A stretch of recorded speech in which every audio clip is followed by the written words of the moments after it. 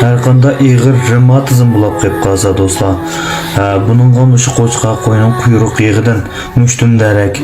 Onun keyinden muşu toxunun içinden chiqadigan yağ, muşu ikki dona yağni muştum derek, muştumchilik. Ekegendan keyin har ikkisi asosan 100 gramdan bo'lsa bo'ladi. Muşnag'andan keyin bu quruq qozonga silib, buni azroq qizitsak bu erib suvda bo'ladi.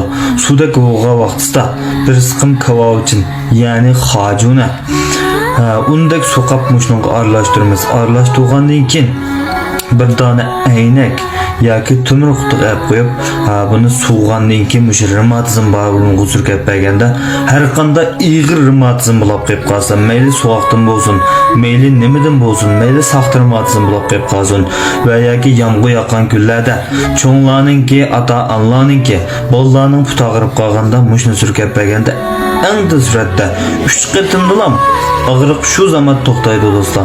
Muşnundan önümlük faydalanıb alsanız buludu. Güvence okumagan dostlar, güvence okudurlar.